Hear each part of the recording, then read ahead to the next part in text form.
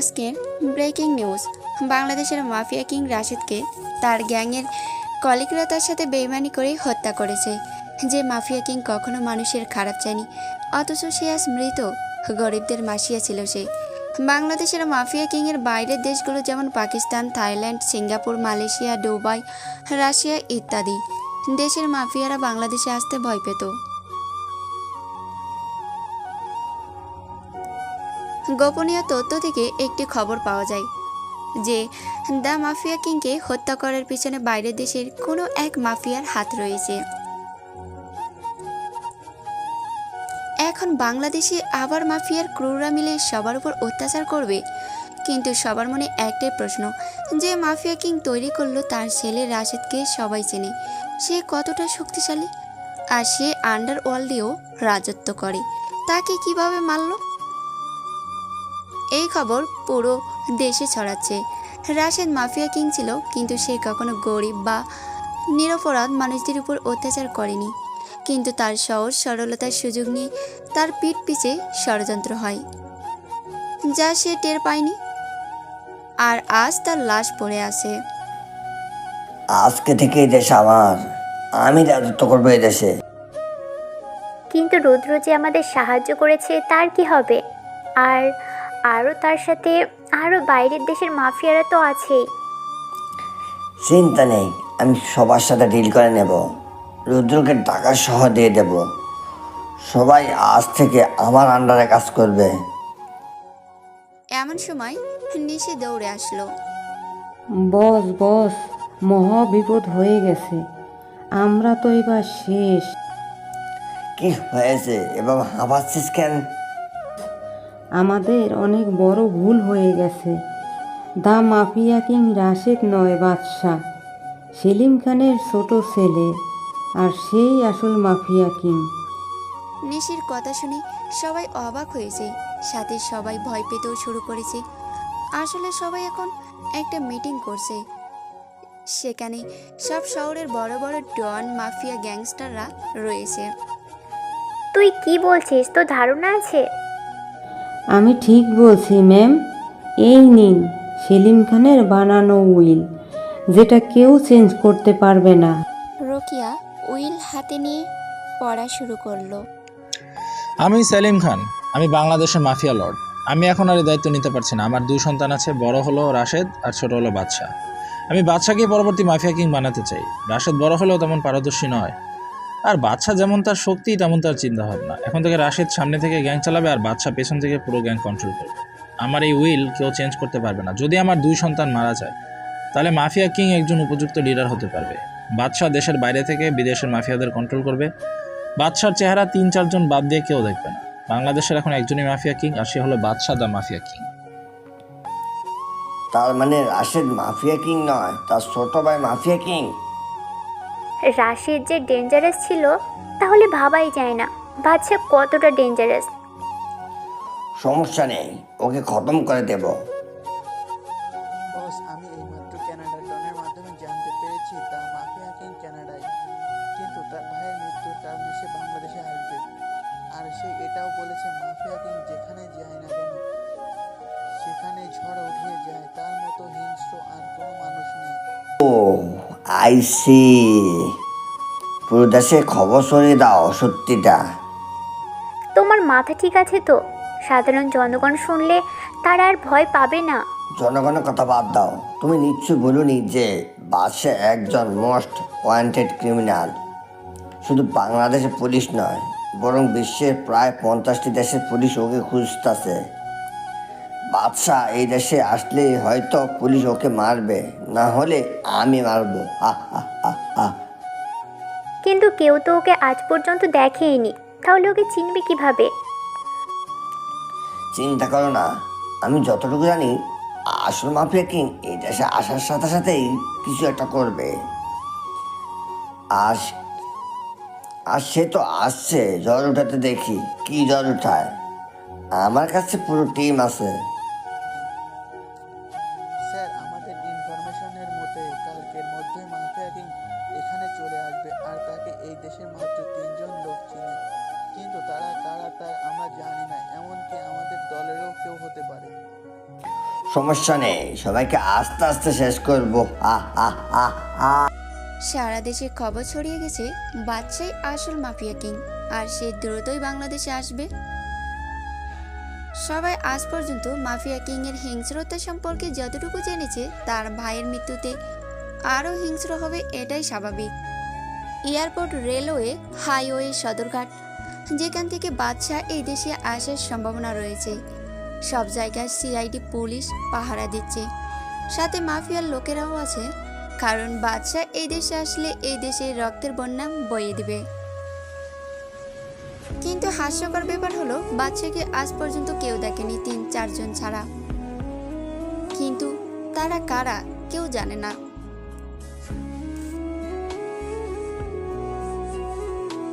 জিশান, আমার নকল passport ready হয়েছে? জি বস। আমি তোকে কতবার বলেছি তুই আমাকে নাম ধরে রাখবি, আমি তোকে নিজের বন্ধু ভাবি। ওকে বাচ্চা, কিন্তু তুই যে দেশে যাচ্ছিস তোর জন্য তো বিপদ রাস্তার মোড়ে মোড়ে দাঁড়িয়ে আছে। বাচ্চা কোনো বিপদকে ভয় পায় না, বাচ্চা নিজেই বিপদের জন্য বিপদ। আমি একা যাব না, তুইও যাবি আমার সাথে। মনে নেই আব্বু মারা যাওয়ার আগে বলে গিয়েছিল তোকে আমার সাথে সবসময় থাকতে? তার কথা কি আমি অমান্য করতে পারি? তুই রাশেদ ভাই আর আঙ্কেল তো আমার পরিবারকে বাঁচিয়েছে। তোরা না থাকলে আজ আমি বেঁচেও থাকতাম না।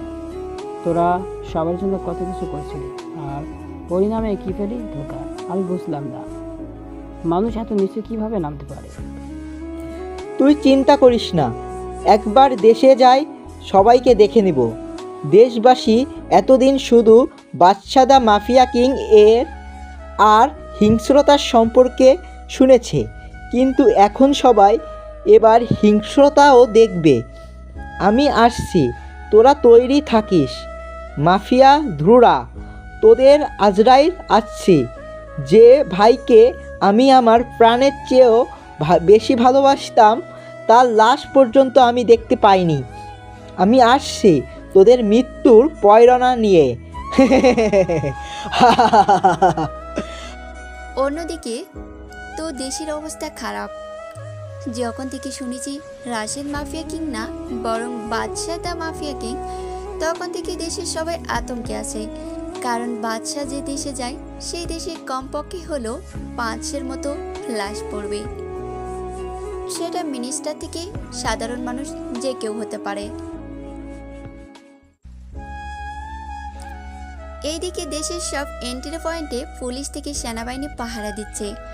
সবাই জানে বাদশাহ যদি একবার সিদ্ধান্ত নেয় যে দেশে আসবে, তাহলে তাকে কেউ আটকাতে পারবে না। বাংলাদেশ শাহজালাল ইন্টারন্যাশনাল এয়ারপোর্টে কানাডা থেকে ফ্লাইট ল্যান্ড হয়েছে। সিকিউরিটি অনেক কড়া, সবার ব্যাকগ্রাউন্ড চেক করে তারপর ছাড়া হচ্ছে সবাইকে। বাদশাহ আর জিসান ছদ্মবেশে দেশে আসলো। জিসানের একটি ভালো ব্যাকগ্রাউন্ড আছে কানাডায়। বাদশাহ ফেক আইডেন্টিটি নিয়ে দেশে আসলো। সবার চেকিং এর পরে যখন বাদশাহের ব্যাকগ্রাউন্ড চেক করা হচ্ছে। আপনার নাম? বা জি জি ভালো, নাম রাকিব। আপনি এই দেশে কেন এসেছেন? আমার বড় ভাইয়ের কবর জিয়ারত করতে এসেছি। ঠিক আছে, যান এখন। বাদ রাকিব, এটা তো তোর মায়ের দেওয়া নাম ছিল। আম্মুকে খুব মিস করি। এখন খেলা শুরু হবে। বাদশাহ তার ফোন দিয়ে একটা মেসেজ করলো, আর সাথে সাথে এয়ারপোর্টে 10টি পুলিশের গাড়ি ব্লাস্ট হলো। সবাই এদিক ওদিক দৌড়াচ্ছে। সবাই বুঝে গেছে বাদশাহ এই দেশে এসে গেছে। সবাই এত চেষ্টার পরেও বাদশাকে এই দেশে আসার থেকে আটকাতে পারল না। বাদশাহের মুখে আবার পৈশাচিক হাসি ফুটে উঠল। বাচ্চার সামনে 2টি গাড়ি থামলো। গাড়ি থেকে 2 জন লোক নামলো, যাদের দিকে বাদশাহের মুখে হাসি ফুটে উঠল। লোক 2টি বাদশাহ আর জিসানকে জড়িয়ে ধরল। তারপর বাদশাহ আর জিসান 2টি গাড়িতে উঠল। গাড়ির নিজ গতিতে ছুটছে। হঠাৎ গাড়ি দুটি থেমে গেল ঢাকার বাইরে জঙ্গলের মাঝখানে একটি বিশাল একটি সেফ হাউসের সামনে। গাড়ি থেকে বাদশা আর জিসানের সাথে সেই দুইজন লোকও নামলো। চারজন সেফ হাউসের ভিতরে চলে গেল। সেফ হাউসটা জঙ্গলের ভিতরে, তাই মাফিয়ার চারজন সেফ হাউসের ভিতরে চলে গেল। সেফ হাউসটা জঙ্গলের ভিতরে, তাই মাফিয়ার ক্রুরা এই সেফ হাউসের ব্যাপারে জানে না। কি খবর তোদের? ভাই আপনি তো জানেন এই জায়গার কি অবস্থা, আমরা ভালো থাকি কিভাবে? রাশেদ ভাই মারা যাওয়ার পর আমাদের অবস্থা আরো খারাপ হয়ে যায়। মাফিয়ারা নিজেদের ইচ্ছা মতো কাজ করা শুরু করে দিয়েছে। দেশের সাধারণ মানুষদের জীবন অনেক খারাপ হয়ে গেছে। দীপ কোথায়? সে আসে নাই? না রে, দেব আসে নাই। তুই তো জানোস তার আমাদের সাথে দেখা করা কতটা রিস্কের কাজ। দীপ আমাদের সাথে ঠিক সময়ে দেখা করে নেবে।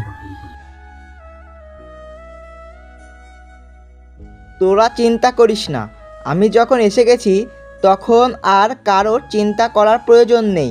এখন বল, আমার ভাইয়াকে কারা কারা মেরেছে?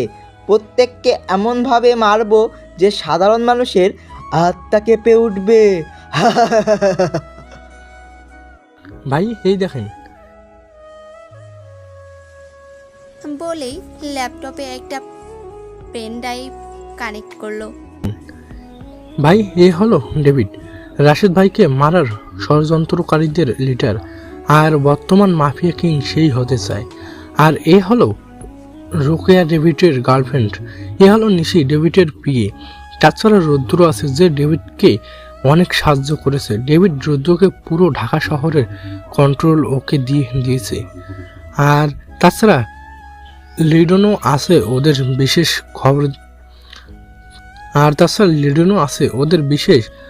খবর। হিসাবে। আর ভাই বাহিরের দেশে দুবাই, লন্ডন, আসাম খান, চায়নার ডন কিং চং, রাশিয়ার মাফিয়া কিং ডেভিল আর পাকিস্তানের ডন ফিরোজ খান রয়েছে, যারা ডেভিডকে সাহায্য করেছে। ভাই এখন ডেভিডের সাথে অনেকেই রয়েছে, যার ফলে আমরা এখন ওকে ধরতেও পারবো না। আর যখন থেকে ডেভিড শুনেছে যে আপনি দেশে এসে পড়েছেন, তখন থেকেই সে আন্ডারগ্রাউন্ড হয়ে গেছে। নো প্রবলেম, একে একে সবাইকে মারবো।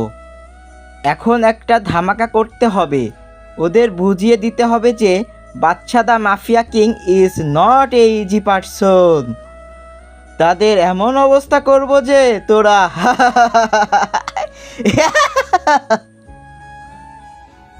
তোকে আমার কেমন কেমন যেন লাগছে। রাশেদ ভাইয়ের মৃত্যুতে তোর চোখ থেকে পানি পড়ে দিই, আর এখন তোর মুখে হাসি লেগে আছে। রাশেদ ভাই আমাদের কত উপকার করেছে, যে তার মৃত্যুর খবর এখন আমাদের চোখের সামনে আসছে। তাহলে ভেবে দেখ, ভাইয়া আমার আপন ছিল, তার মৃত্যুতে আমি কত কষ্ট পেয়েছি। আমার চোখের পানি এখন শুকিয়ে গেছে রে। এখন সেই পানি শুকিয়ে আগুনে পরিণত হয়ে গেছে। আমার বুকের ভেতর প্রতিশোধের আগুন ধাউ ধাউ করে জ্বলছে।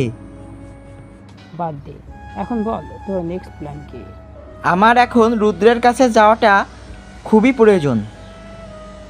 তুই পাগল হলি নাকি রুদ্র? এখন ঢাকা শহরের কি রুদ্র কোথায় থাকে তার ছেলেপেলা ছাড়া কেউ জানে না। আর তুই যদি বাচ্চাদের মাফিয়া কিংয়ের পরিচয় দিয়ে যাস তাহলে কি হবে ভেবে দেখেছিস? রাহুল আর সাব্বির, রুদ্র চেলাপোলাদের কোথায় পাবো? ভাই, ওর ছেলেপেলারা বেশিরভাগ ওই কলেজ বা ভার্সিটির ছাত্রছাত্রী। আপনি ঢাকা ভার্সিটিতে গেলে ওদের দেখা পাবেন।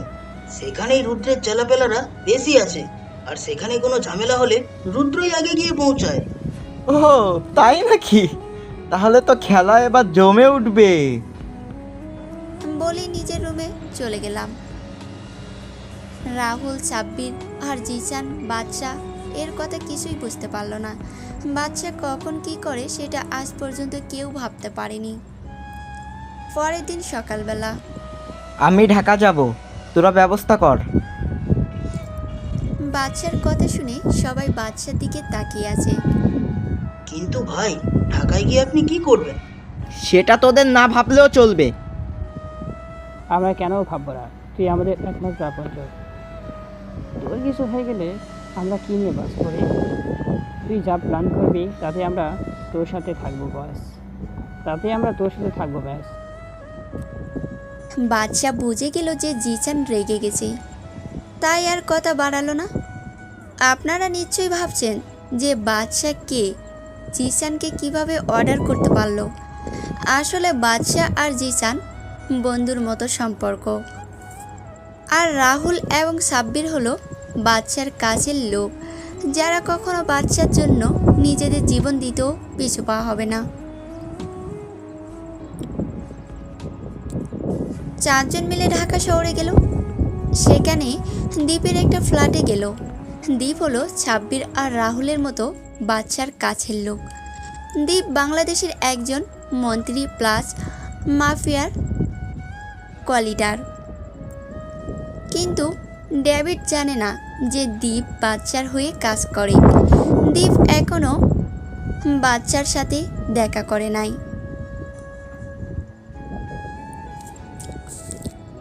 ঢাকা শহরে রোদ্রুর চেলাপোলাদের আড্ডাখানা অর্থাৎ ঢাকা ভার্সিটি, সেখানে গিয়ে বাদশা অনার্স থার্ড ইয়ারে ভর্তি হলো।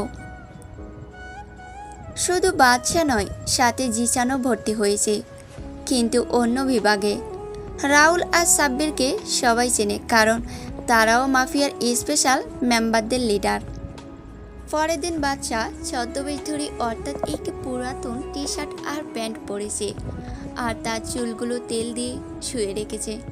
বাদশাকে দেখতে একেবারে খ্যাত খ্যাত লাগছে। বাদশা জিসানকে ভালোভাবেই যেতে বলল।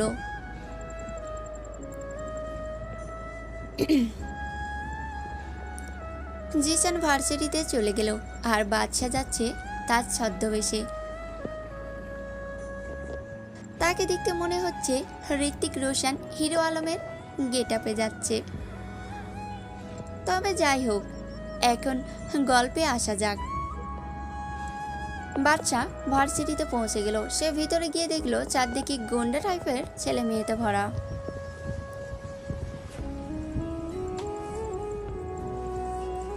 তবে যারা ভালো ছেলে মেয়ে তারা র্যাগিংয়ের শিকার হচ্ছে। বাদশা জানে যে তাকেও র্যাগিংয়ের শিকার হতে হবে, এবং তাই হলো। হঠাৎ পিছন থেকে কেউ ডাক দিল, এই খ্যাত, এইদিকে আয়। বাদশা পিছনে তাকিয়ে দেখলো একটা বকাটেদের গ্রুপ ডাকছে তাকে। আমি যা চেয়েছিলাম তাই হলো, এবার খেলা শুরু হবে। এই বয়রা, আমাদের কথা কি কানে ঢোকে না নাকি? জি ভাই, শুনেছি। তাহলে দাঁড়িয়েছিলি কেন? আমি ভেবেছিলাম যে আপনি কাকে ডাকছেন, কারণ ভার্সিটিতে আমার আজকেই প্রথম দিন। আমি তো কাউকে চিনি না এই ভার্সিটিতে। তুই ছাড়া কি আর কেউ খ্যাত আছে নাকি এই ভার্সিটিতে? আরে মাহি, থাম এবার। আর তোর নাম কি রে? ভাই রাকিব। তা ভাই রাকিব, কি খবর তোমার? ভালো আছো তো? এই শালা, তুই কোন এলাকার ভাই রে? না ভাই, আমি কোনো ভাই না। আমি তো আপনাদের ভাই বলছিলাম, আপনারাই তো ভুল বুঝলেন। মাহিম কোনো কথা না বলে বাদশার গালে দুইটা থাপ্পড় দিল ঠাস করে। বাদশার রাগে পুরো শরীর ফেটে যাচ্ছে। সে তার হাত মুঠো করে রেখেছে। বকাটে রাতও জানে না বাদশা চাইলে ওদের মারতে 2 মিনিটেরও কম সময় লাগবে। কত বড় সাহস তুই আমাদের মুখের উপর কথা বলিস? তোকে তো আমি আজকেই মেরে ফেলবো। আরে দোস্ত, থাম এবার। আর তুই শোন, ওই যে একটা মেয়ে দেখছিস, সেই মেয়েটাকে গিয়ে এই চিঠিটা দিয়ে আসবি। মেয়েটার আঙ্গুলের দিকে দেখিয়ে দিল। ভাই, এই চিঠিতে কি আছে? শোন, বেশি কথা বলবি না। এবার মাহিমের রাগ উঠে গেল। আমি ওকে থামাতে পারবো না। বাদশা আর কোনো কথা না বলে চিঠিটা হাতে নিয়ে মেয়েটার কাছে গেল। মেয়েটা দেখতে সুন্দরীদের কাতরেই পড়ে, কিন্তু বাদশার এইসব বিষয়ে কোনো ফিলিংস নেই। আপু এই কাগজটা নেন। কে তুমি? আর এই কাগজে কি আছে? আপনি দেখে নিন। মেয়েটি কাগজটি নিয়ে পুরোটা পড়ে রাগে ফুসফুস করছে, আর সাথে সাথে বাচ্চাকে ঠাস করে গালে থাপ্পড় বসিয়ে দিল। বাচ্চা এটা আশা করেনি যে এবারও তাকে থাপ্পড় খেতে হবে। বাচ্চা বুঝে গেল যে ওই চিঠিতেই এমন কিছু আছে যার কারণে মেয়েটি রেগে গেছে। শালা ফকিন্নির বাচ্চা, তোর সাহস কিভাবে হয় রে আমার সাথে রুম ডেট করার প্রস্তাব নিয়ে আসতে? পিছনে তাকিয়ে দেখলো বাকাটেরা কেউ নেই, সবাই যেন মিস ইন্ডিয়া হয়ে গেছে। আপু আসলে আমি কিছুই করিনি, আমি র্যাগিংয়ের শিকার হয়েছি। আর এই কাগজে কি লেখা আছে আমি কিছুই জানতাম না। মিথ্যে কথা বলার জায়গা পাস না। আহা মিলি ছাড় না, তুই তো জানিস ইউনিভার্সিটির কি অবস্থা। আর এই ছেলেটাকে দেখতে সহজ সরল লাগছে, এই জীবনেও তোকে এই রকম প্রস্তাব দিতে কখনোই সাহস পাবে না। তুই ঠিক বলছিস কিয়া, এইরকম খ্যাতমার্কা ছেলে তো রুম ডেটের মানেও জানে না। এই তোর নাম কি রে? রাকিব। তোমাকে দেখে তো ইউনিভার্সিটির প্রথম দেখেছি। টনি, আর তুমি? কথা শুনে বোঝা যাচ্ছে যে ভদ্রঘরের মেয়ে। আমি এই ভার্সিটিতে 3rd ইয়ারে ট্রান্সফার হয়ে এসেছি। বাচ্চার কথা শুনে সবাই হাঁ করে তাকিয়ে আছে। মিলি, এ তো আমাদেরই ক্লাসমেট। মিলির কানে ফিসফিসিয়ে বলা কথা আমি শুনে ফেললাম। আচ্ছা, আম্মাকে কি 3rd ইয়ারের ক্লাসরুমটা দেখিয়ে দিবেন? তুমি সোজা গিয়ে ডানের ক্লাসরুমে ঢুকবে। জি, ধন্যবাদ বলার জন্য। বাচ্চা ক্লাসরুমে গিয়ে প্রবেশ করলো। ক্লাসের সবাই ওর দিকে হাঁ হয়ে তাকিয়ে আছে, যেন ক্লাসরুমে কোনো ভূত ঢুকেছে। বাচ্চা একেবারে পিছনের ব্রেঞ্চে গিয়ে বসলো। ক্লাসে স্যার আসার পর সবাই রুমে গিয়ে ঢুকলো। কিয়া আর মিলিও আসলো। বাচ্চা অবাক হলো যখন সেই বকাটেদের গ্রুপও ক্লাসে গেল, আর বকাটেরাও বাচ্চাকে দেখেও অবাকের শীর্ষে গিয়ে পড়ল। ক্লাসে স্যার আসলো, এসে বাচ্চাকে দেখে প্রশ্ন করলো, এই ছেলে তুমি কে, আর এই ক্লাসরুমে কি করো? আমাকে কিছু না বলতে দিয়েই মাহিম বলল, স্যার আমার মনে হয় এই ক্লাসে ভুল করে ঢুকে পড়েছে। না স্যার, আমি এই ক্লাসেরই স্টুডেন্ট। আমার নাম রাকিব হাসান রাজ। আমি অন্য ভার্সিটি থেকে ট্রান্সফার হয়ে এসেছি। তা এভাবে খ্যাত হয়ে সেজে এসেছো কেন? স্যার আসলে সবার মতো স্টাইলিশ জামাকাপড় পরে ফ্যাশন করার সময় আমার নেই। আমি এখানে পড়ালেখা করতে এসেছি। তোমার কথা আমার ভালো লেগেছে, কিন্তু হয়তো ক্লাসের অনেকেরই তোমার কথা ভালো লাগেনি, তাই সাবধানে থেকো। স্যারের কথায় বাচ্চা খুব ভালো করেই বুঝতে পারলো, কারণ মাহিমের টিম আর অনেক মেয়েরাই আমার কথা শুনে রাগে ফুসফুস করছে। ক্লাস শেষে বাচ্চা ক্লাসরুম থেকে বের হলো। ক্যাম্পাসের গেটের সামনে জিসানকেও দেখা যাচ্ছে। বাচ্চা যখন জিসানের কাছে যাবে তখন মাহিম অ্যান্ড গ্যাং বাচ্চার কাছে আসলো। কিরে তোর দেখি জবাব বেশি চলে। তুই একাই ভার্সিটিতে পড়তে আসিস, আর আমরা কি ঘাস কাটতে আসি? সেটা তোমরাই ভালো জানো। কিরে তুই আমাদের তুমি করে কেন বললি? আমরা একই ক্লাসে, তাহলে তো তুমি করেই বলবো। তোর দেখি মুখ বেশি চলতেছে। এখন আমাকে যেতে দাও। বলেই বাচ্চা হাঁটা শুরু করলো। মাইম একটা হকি স্টিক দিয়ে বাচ্চার পিঠে একটা বাড়ি মারলো। হকি স্টিকটা ভেঙে গেল আর বাচ্চা কিছুটা সামনের দিকে ঝুঁকে পড়ল। এই ঘটনা দেখে সবাই বাচ্চার দিকে তাকিয়ে আছে। হকি স্টিক ভেঙে গেল, অথচ বাচ্চা সোজা হয়ে দাঁড়িয়ে আছে।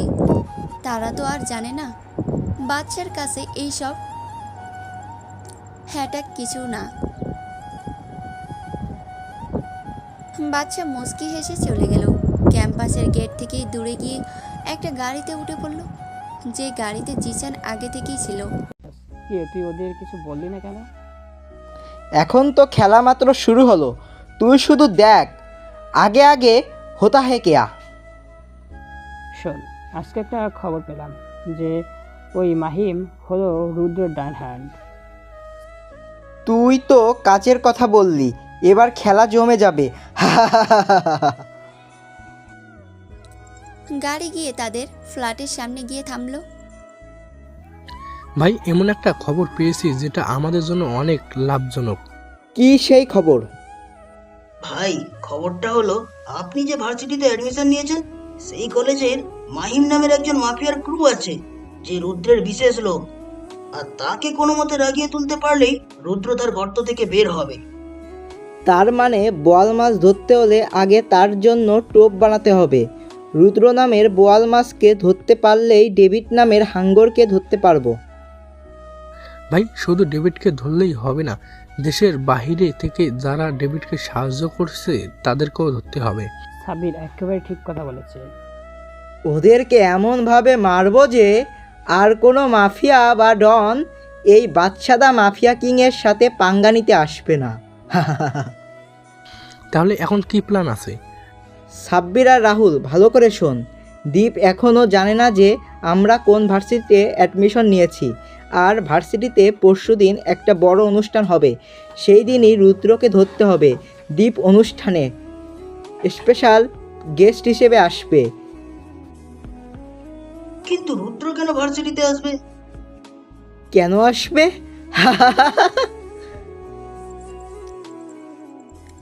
বাচ্চা একটা পৈশাচিক হাসি দিয়ে ফ্ল্যাট থেকে বেরিয়ে গেল। সাব্বির, রাহুল আর জিসান একই অবস্থায় বসে আছে। তারা জানে বাদশার এই হাসির কারণ অবশ্যই কোনো ভয়ঙ্কর কিছুর লক্ষণ। কারো তো কপালে আজকে মৃত্যু লেখা আছে, কিন্তু সেটা কে? রাত 8টার দিকে বাদশা আবার ফ্ল্যাটে আসলো। বাচ্চা ভিতরে ঢুকে দেখে তার জন্য সবাই বসে আছে। কি রে, তোরা এখনো বসে আছিস? তুই জানোস আমরা কেন এখানে বসে আছি? তুই যে হুট করে বেরিয়ে গেলে কাউকে কিছু না বলে, আমাদের কি টেনশন হয় না? কুল ডাউন গাইস, কালকে সকলেই বুঝতে পারবি আমার মাস্টার প্ল্যান, বাদশাদা মাফিয়া কিংয়ের মাস্টার প্ল্যান। বোঝার মতো ক্ষমতা তোদের এখনো হয়নি। কেউ আর কোনো কথা বলল না। সবাই জানে বাচ্চা এখন কিছুই বলবে না সকালবেলা। জিসান, সাব্বির, কোথায় তোরা? তাড়াতাড়ি এসে দেখ কি হয়েছে। কিরে, সকালবেলা গরুর মতো চিল্লাচিল্লি করছিস কেন? রাহুল, কি হয়েছে? টিভিতে দেখ কি হয়েছে। আজকের ব্রেকিং নিউজ, ঢাকার আন্ডারওয়ার্ল্ড কিং রোদের ডান হাত মাহিম খুন হয়েছে। তার ডান হাত কেটে বাম হাতে রাখা হয়েছে, চোখ দুটো উপরে ফেলা হয়েছে। তার এমন নির্মম হত্যা কে করতে পারে? এখন সেটাই হয়তো আপনাদের প্রশ্ন। আপনাদের প্রশ্ন মাহিমের খুনি দিয়েই দিয়েছে। মাহিমের গায়ে চাকু দিয়ে লেখা হয়েছে যে nobody can find me. Rudra, I challenge you, if you have guts then come in the varsity and find me. I am always ready. কে এভাবে লিখতে পারে? এখন সেটাই হলো প্রশ্ন।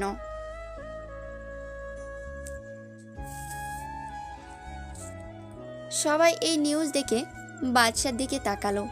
জিসানরা নিউজ দেখতে দেখতে বাদশা ও ঘুম থেকে উঠে গেছে। বাদশা, তুই এই খুন করেছিস? ভাই ছাড়া এইরকম হিংস্রভাবে কে খুন করবে? আমাদের একবার বলতে পারতেন, আমরাই ওর খেল খতম করে দিতাম। আপনি এত কষ্ট কেন করলেন? তোদের এতজনের প্রশ্নের উত্তর দিতে পারবো না, কিন্তু একটা কথাই বলবো যে বাদশার ডেট গেম ইজ অন। অন্যদিকে আমার মনে হয় মাহিমের খুন বাদশাই করেছে। হ্যালো ভাই, আমি পুরোপুরিভাবেই শিওর যে এই খুন বাদশাই করেছে, আর এবার আমাকেই করবে। আহা রুদ্র, এত ভয় পাচ্ছ কেন? আমরা তো আছি নাকি?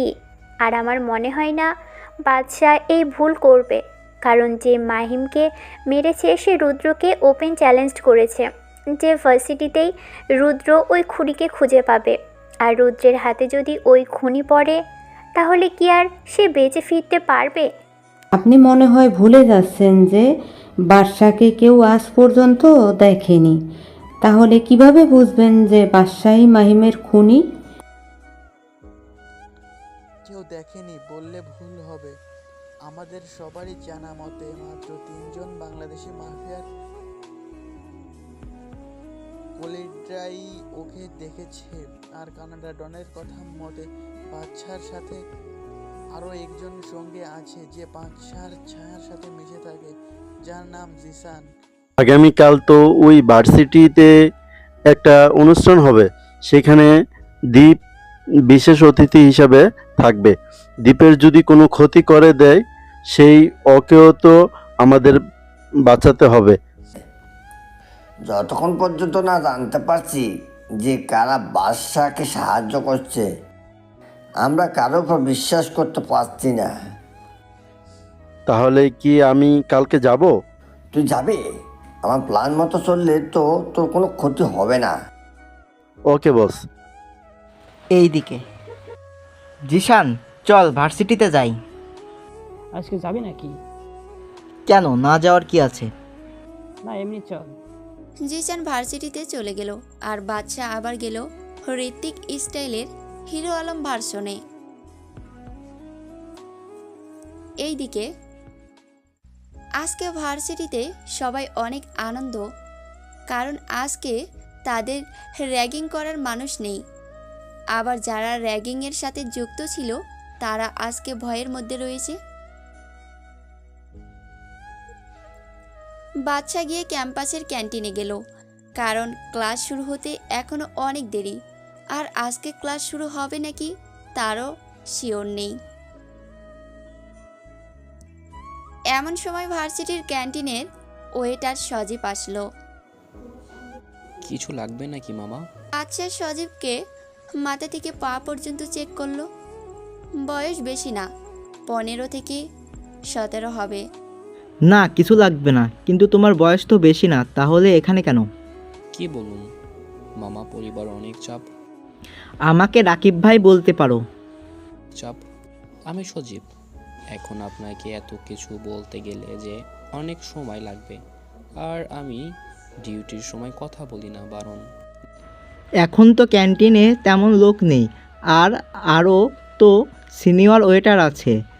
তোমার এই ক্যান্টিনের যত ক্ষতি হবে তা আমি দেব। এখন বসো এখানে। না ভাই, টাকা লাগবে না। এই পর্যন্ত আমাকে কেউ এভাবে বলেনি। সবাই আমাকে ছোট লোহা বলছে, কিন্তু আপনি প্রথম যে আমার সাথে ভালো ব্যবহার করলো। গতকাল যে মরলো না মাহিম, একবারের খারাপ লোক। তার মৃত্যুতে কে কি করবে আমি জানি না, কিন্তু আমি মসজিদে 10 টাকা দেব। আচ্ছা দিও। এখন বলো তো তোমার পরিবারে কে কে আছে? দেব। অসুস্থ মা, এক বেকার বড় ভাই, আর আমি। তোমার বাবা কোথায়? আমার আব্বু অনেক বছর আগেই মারা গেছে। তোমার বড় ভাইয়ের বয়স কতটুকু, আর সে কোনো কাজ করে না কেন? আমার বড় ভাইয়ের বয়স 23 বছর, আর সে পড়াশোনা অনেকটুকুই করেছে, কিন্তু কোনো চাকরি পায়নি তেমন। আমার মতো চাকরি করতে বললেই সে বলে এত পড়াশোনা করেও এত ছোট চাকরি করবে না। ও ঠিক আছে, তাহলে তোমার বড় ভাইকে এই অ্যাড্রেসে পাঠিয়ে দিবে, আর তার সকল সার্টিফিকেট নিয়ে যেতে বলবে। সেখানে গেলেই তার চাকরিটা হয়ে যাবে। এই অ্যাড্রেসে পাঠাবে, ঠিক আছে? আপনাকে কি বলে ধন্যবাদ দেব ভাইয়া, আপনি এত বড় উপকার করলেন আমাদের। আরে বাদ দাও এসব বিষয়, আমরা কথা বলছি। এমন সময় মিলি আর কে আসলো আমাদের কাছে। কি রে সজীব, এই ক্ষেতের সাথে কি কথা বলস? না আপু, এমনি কথা বলছিলাম। তা কি কথা বলছিলে? রাকিব ভাইয়া আমার পরিবারের কথা জিজ্ঞেস করেছিল। ও জানো, মিনি আপু আর কেয়া আপু রাকিব ভাই আমার বড় ভাইয়ের চাকরি ব্যবস্থা করে দিয়েছে। আচ্ছা, সজীবকে চোখের ইশারায় চলে যেতে বলল। কি রে খ্যাত, তোর তো নিজেরই ঠিক নেই, তুই আবার সজীবের চাকরির ব্যবস্থা কিভাবে করলি রে? তা আপনার না জানলেও হবে। তোর মুখ বেশি চলতাছে কিন্তু। আর ছেড়ে দে না দোস্ত। তা রাকিব, তুমি কিভাবে সজীবের চাকরির ব্যবস্থা করলে? মানে আমার এক আত্মীয় আছে যার একটা ছোট দোকানে লোক লাগবে, তাই সজীবের ভাইকে সেই ব্যাপারে বলা হয়েছে। আর তেমন কিছু না, আমি এখন গেলাম। এই বলেই যখন উঠতে যাব, কেয়া আমার হাত ধরে আবারও চেয়ারে বসিয়ে দিল। আরে কোথায় যাও আমাদের কথা না শুনে? আপনাদের মতো বড় লোকের সাথে আমার মতো গরিবের কি কথা? তুই কি জানিস যে মাহিম কাল খুন হয়েছে? কে মাহিম? গতকাল যার সাথে তোর মারামারি হলো আর যাকে গতকাল তুই হিংস্রভাবে খুন করেছিস। বাদশা এই কথা শুনে চেয়ার থেকে দাঁড়িয়ে গেল, কারণ গতকালকে বাদশাই যে মাহিমকে মেরেছে তা তো এদের জানার কথা না। কি আবল তাবল বকতেছেন? আমি আবার খুন হাসালেন? মিলি, গতকাল তোমাকে দেখেছে যে তুমি মাহিমকে যখন খুন করে রাস্তায় ফেলে এসেছিলে। অসম্ভব, গতকাল তো আমি হুডি পরে গিয়েছিলাম, তাহলে এই মেয়ে আমার চেহারা কিভাবে দেখলো? আপনি কি সত্যি আমার চেহারা দেখেছেন? ভালো করে ভেবে দেখেন। আসলে গতকাল সেই খুনি হুডি পরা ছিল, তাই চেহারা দেখতে পারিনি, কিন্তু তার চোখ, বডি ল্যাঙ্গুয়েজ একেবারে তোর মতোই দেখতে। তাহলে থাকেন, আমি গেলাম। আরে এত তাড়াতাড়ি কি আছে? আজকে তো ক্লাস হবে না, তাই বসো। আচ্ছা, তোমার কোনো ফ্রেন্ডস নেই ইউনিভার্সিটিতে? আমার মতো খ্যাতের আবার ফ্রেন্ডস? কেন ইবি ফ্রেন্ডস? মানে আমার মতো খ্যাতের সাথে হুট করে বন্ধুত্ব কেন করবেন? দেখো, সেই দিনের ব্যাপারের জন্য সরি। আমি জানি সব করেছে মাহিমই। আজকে তোমার সাথে বন্ধুত্ব করতে এসেছি। হুট করে তুই থেকে তুমি, এখানে নিশ্চয়ই কোনো গন্ডগোল রয়েছে। আরে কোনো গন্ডগোল নেই, তোমাকে দেখে ভালো মনে হলো তাই ফ্রেন্ডশিপ করতে এসেছি। কেন, আমরা মেয়ে বলে কি ফ্রেন্ড হবে না? না, তেমন না। তাহলে আর কোনো কথা না, আজকে থেকে আমরা ফ্রেন্ডস। বাদশার দিকে হাত বাড়ালো। বাদশা কিছু একটা ভেবে হাত মিলিয়ে নিল। সেই সময় জিসান আসলো। রাকিব কি করছে এই জায়গায়? বাদশা জিসানকে চোখের ইশারায় বলে দিল চুপ থাকতে, কারণ জিসান আর বাদশা যে একে অপরকে চেনে এটা কেউ না জানতে পারে। জিসান, তুমি কি রাকিবকে চিনো নাকি? না, আসলে কালকের ঝামেলার পর রাকিবের সাথে রাস্তায় দেখা হয়, সেইখানে পরিচয়। ও তাই বলো। তা তোমরা এখানে কি করছো? রাকিবের সাথে ফ্রেন্ডশিপ করতে এসেছিলাম। বাদশার দিকে জিসান আর চোখে তাকালো, কারণ বাদশা কোনোদিনও মেয়েদের সাথে মেশেনি। তাহলে তোমরা থেকো, আজকে আমি আসি, কালকে অনুষ্ঠানে আবার দেখা হবে। এই বলেই বাদশা চলে গেল। পরের দিন সকালে আজকে যে করেই হোক না কেন রুদ্রকে মারতেই হবে। কিন্তু এত মানুষের সামনে কিভাবে মারবে? আবার ওর সাথে বডিগার্ডও থাকবে। তোর কাছে কি কোনো প্ল্যান আছে বাচ্চা? বাচ্চা কোনোদিন প্ল্যান ছাড়া যুদ্ধে নামে না। ভার্সিটিতে আজকে অনুষ্ঠান হবে, সবাই কাজে লেগে পড়েছে। বাদশা জিসানের সাথে আজকে রাহুল আর সাব্বিরও এসেছে। একটু পর অনুষ্ঠান আস্তে আস্তে শুরু হতে লাগলো। চিফ গেস্ট হিসেবে দীপ এসে গেছে। বাদশাকে আর জিসানকে এখনো দেখতে পারিনি। আস্তে আস্তে অনুষ্ঠান প্রায় শেষের দিকে এসে গেল। এমন সময় ভার্সিটিতে প্রায় 30টার মতো বাইক আর একটা বড় গাড়ি আসলো। সবাই বুঝে গেল যে রৌদ্রু এসে গেছে। রৌদ্রুকে সবাই ভয় পায়। রৌদ্রু গাড়ি থেকে নামলো। কিরে বাচ্চা, তুই কোথায়? তুই না বলেছিলি যে এ ভার্সিটিতে আসলে আমার সামনে আসবি? আমি তোর চ্যালেঞ্জ অ্যাকসেপ্ট করেছি। সাহস থাকলে সামনে আয়। রুদ্র, কি হয়েছে? এসব বাচ্চা এখানে কিভাবে আসবে? তুই জানোস না বলেই কথাটা বললি? বাদশা আমাকে চ্যালেঞ্জ করেছিলি যে এই ভার্সিটিতে তোকে পাবো। দীপ পুরো ভার্সিটিটা একবার পুরোটা দেখে নিল। দীপ দেখল দূরে ছাব্বির আর রাহুল দাঁড়িয়ে আছে। দীপ বুঝে গেল রৌদ্রের আজকে শেষ দিন। রৌদ্রের মোবাইলে একটা মেসেজ এলো যে সাহস থাকলে ভার্সিটির শেষের দিকের ঘরে গেতে, তাও আবার একা একা। রিপিট, রৌদ্রের মোবাইলে একটা মেসেজ এলো যে সাহস থাকলে ভার্সিটির শেষের দিকে ঘরে যেতে, তাও আবার একা একা।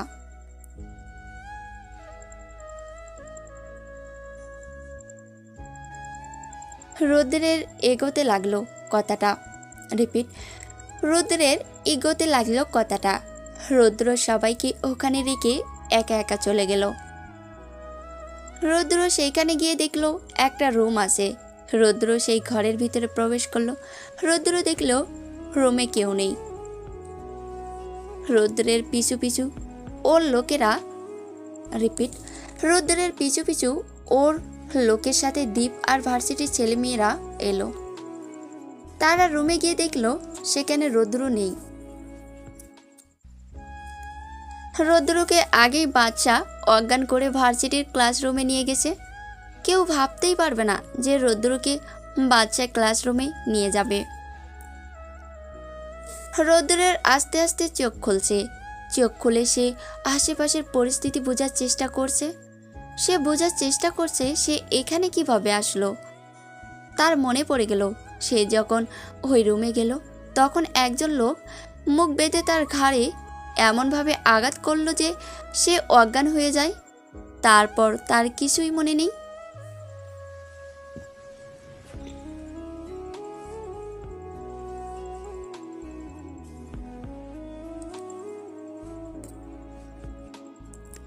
রৌদ্র এখন দুইটা ব্রেঞ্চের সাথে বাঁধা আছে।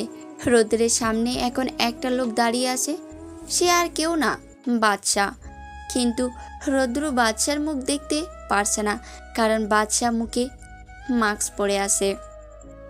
কিরে তুই? তোর মৃত্যু। হা হা হা হা।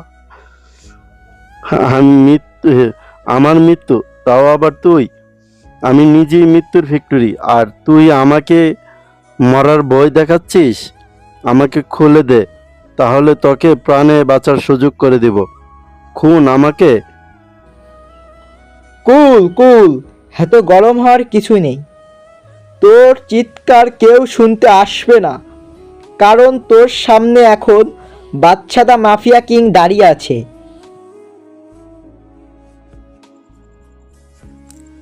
এই কথা শোনার পর রৌদ্রের মুখ থেকে হাসিটা নিমিষে বিলীন হয়ে গেল। ভাই, আমাকে মাফ করে দিন। আমি কিছু জানি না। সব ওই ডেভিড আর বাইরের দেশের মাফিয়ারা করেছে। ভাই, আমি সত্যি কিছু জানি না। এত ভয় পাওয়ার কিছুই নেই। আমি শুধু দুইটা প্রশ্ন করব। যদি তুই সত্যি কথা বলিস তাহলে তোর মুক্তি। কি প্রশ্ন ভাই? আমার ভাইকে কিভাবে মেরেছিস? I want answer. ভাই, আমি সত্যি জানি না। বাদশা বুঝে গেল যে কিভাবে রৌদ্রের মুখ থেকে কথা বের করবে। কিছু একটা শয়তানি বুদ্ধি তার মাথায় আসলো, আর তার মুখে একটা হাসি ফুটে উঠল। বাদশা বুঝে গেল যে কিভাবে রৌদ্রের মুখ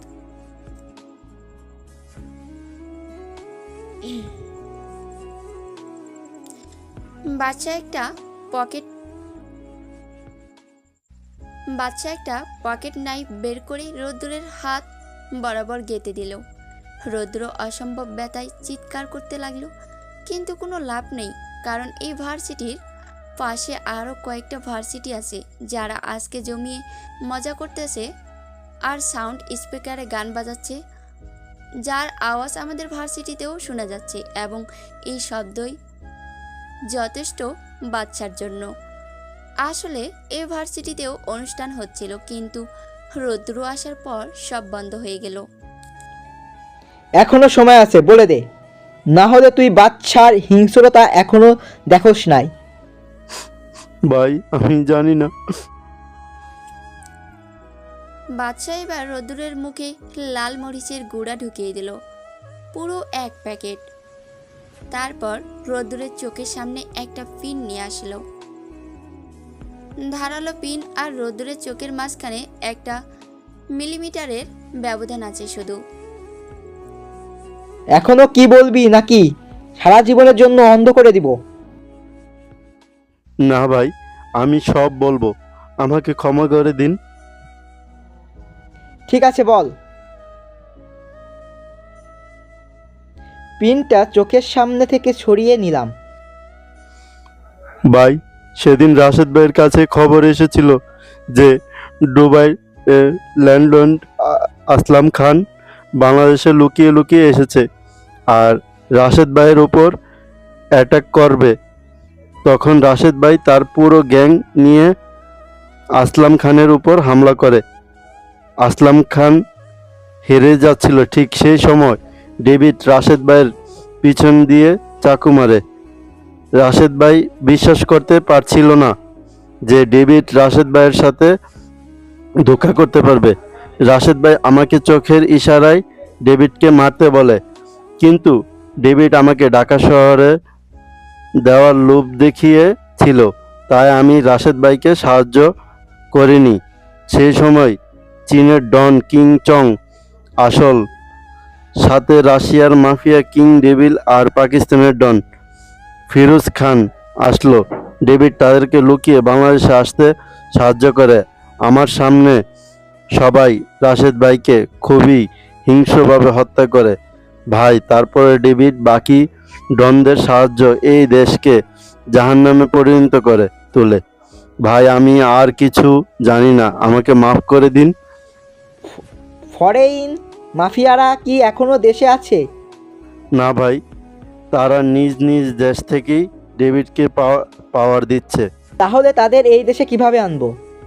ভাই, সেটা ডেভিড জানে। তাহলে আমাকে ডেভিডের ঠিকানা দে। ভাই, সে তো আন্ডারগ্রাউন্ড। ঠিকানা দিবি নাকি এখানেই তোকে মেরে ফেলবো? বলছি ভাই, ডেভিড এখন এই গেস্ট হাউসে রয়েছে। ভাই, এখন আমাকে ছেড়ে দিন, আমি এখন থেকে আপনার দলে। আচ্ছা, তুই আমাকে বল তো, সেদিন তুই ইচ্ছা করলে কি ভাইকে বাঁচাতে পারতি? হয়তো ভাই পারতাম। তাহলে তুই ভাবলি কিভাবে যে আমি তোকে বাঁচতে দিব? বলেই বাচ্চা রোদ্দুরের গলার ব্লেড দিয়ে একটা কাট দিল।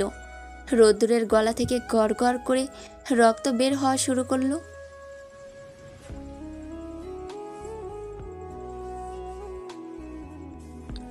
তখনই বাচ্চা একটা চিৎকারের শব্দ পেল। বাচ্চা পিছনে তাকিয়ে দেখলো কেয়া চিৎকার দিয়েছে। বাচ্চাকে এভাবে দেখলে যে কেউ ভয় পেয়ে যাবে। কিয়া রুম থেকে দৌড় দিল। বাচ্চা তার পিছনে দৌড়াতে লাগলো। কেয়া, আমার কথা শোনো। না, তুমি একটা খুনি। কিয়া দৌড়াতে দৌড়াতে একজনের সাথে ধাক্কা খেলো। আরেকটা কথা, বাচ্চা আর কিয়া ছিল বিল্ডিং এর টপ ফ্লোরে।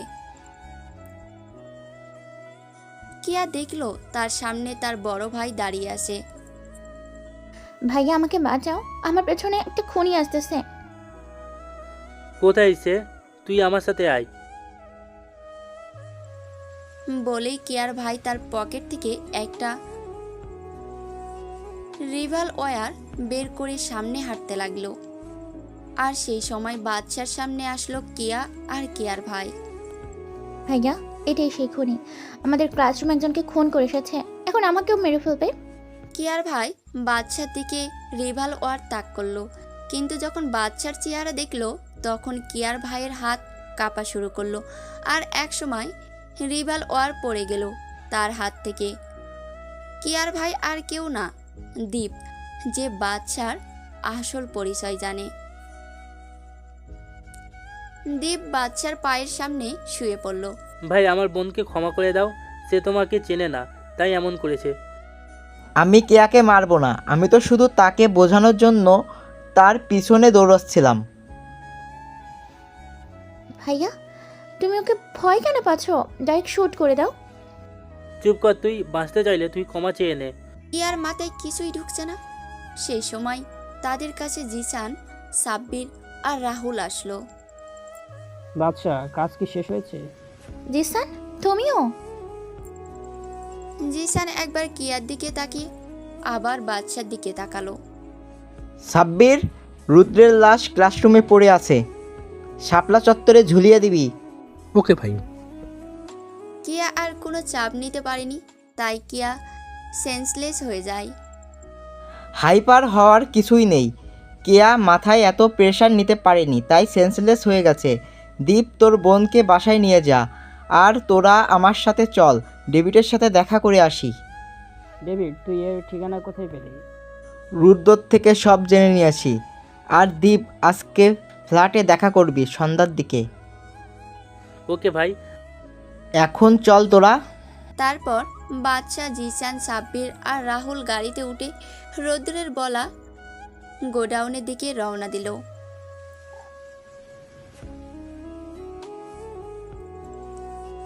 সেখানে পৌঁছানোর পর কয়েকজন গার্ড দেখতে পেল। বাদশা গাড়ি গোডাউন থেকে অনেক দূরে পার্কিং করলো।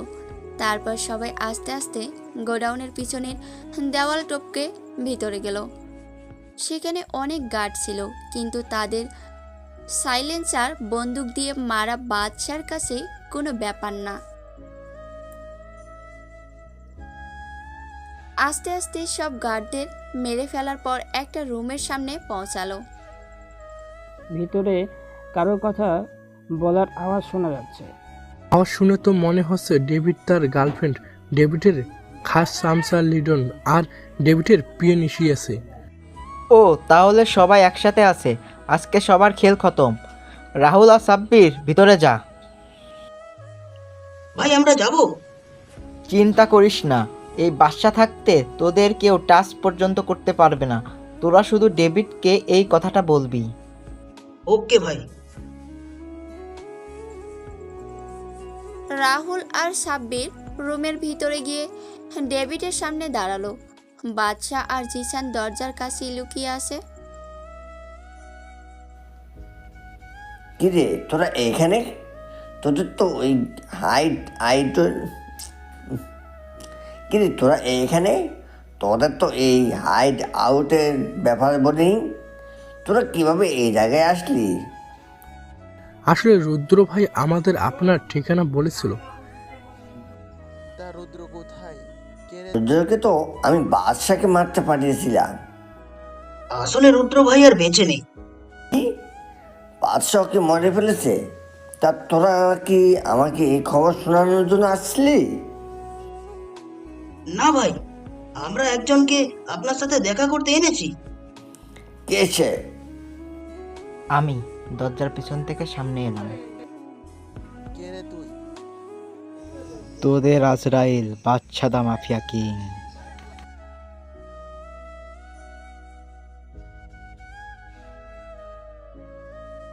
বলেই বাদশা ডেভিডের দিকে বন্দুক তাক করে গুলি ছুড়ল, কিন্তু ডেভিড লিটনকে তার সামনে নিয়ে আসলো, তাই গুলিটা লিটনের লাগে। বাদশা যেহেতু দূরে ছিল তাই বুলেট লিটনের শরীর ভেদ করতে পারেনি। নেশি আর রোকিয়া ফায়ারিং করা শুরু করে। আবার এইদিকে বাদশা, জিসান, সাব্বির আর রাহুলও ফায়ারিং করা শুরু করে। যেহেতু বাদশা হুট করে হামলা করে তাই ডেভিডরা কিছু করতে পারেনি। আর এইদিকে রোকিয়ার গুলি লাগে আর সে নিচে পড়ে যায়। ডেভিড তাকে ওঠানোর চেষ্টা করে, কিন্তু এইদিকে বুলেটের তুফান চলছে। তাই রোকেয়াকে রেখেই নিশি আর ডেভিড পিছনের দরজা দিয়ে বের হয়ে যায়।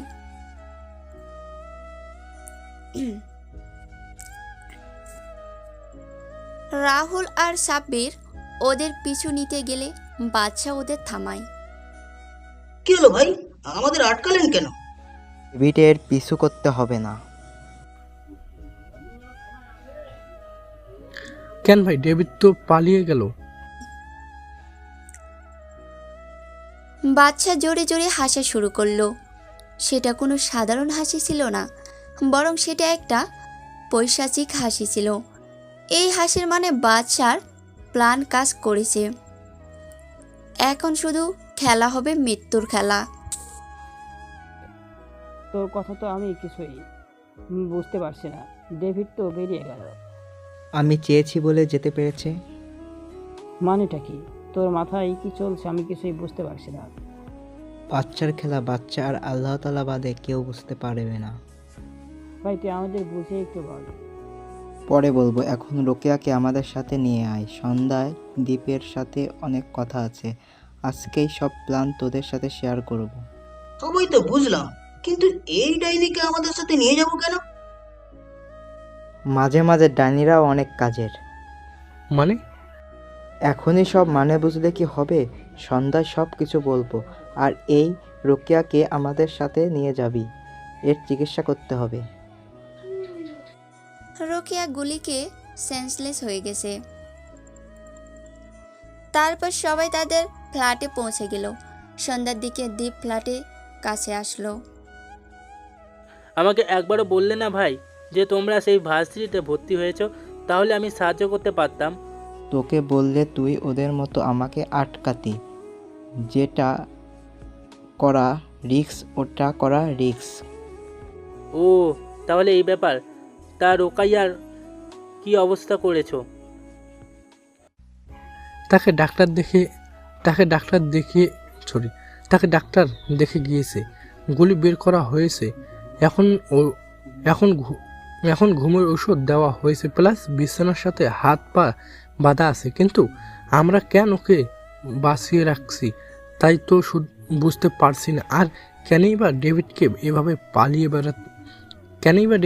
পালিয়ে যেতে দিচ্ছি। সব বলবো আজকে। আগে দীপকে বল, কিয়া কি এখন ঠিক আছে? এখন ঠিক আছে। আমি ওকে সব বলে দিয়েছি আপনার ব্যাপারে, আমার ব্যাপারে। Are you out of mind Deep. তুই কি জানিস তুই কি করলি? এর ফলে আমরা কত বড় বিপদে পড়ব তুই ভাবতেও পারবি না। যদি কেয়া কাউকে বলে দেয়? আমি কাউকে কিচ্ছু বলবো না। দরজার আড়াল থেকে বের হয়ে আসলো। তোমার পিছনেই এখানে এসেছি। তুই এখানে? কিন্তু কেন? তুই জানিস না বাদশা ভাই এসব পছন্দ করে না। এই তোমাদের কাছে বাছা হতে পারে, কিন্তু আমার কাছে আমার বন্ধু রাখি। কেয়া তুমি এখানে কেন এসেছো? চলে যাও এখান থেকে।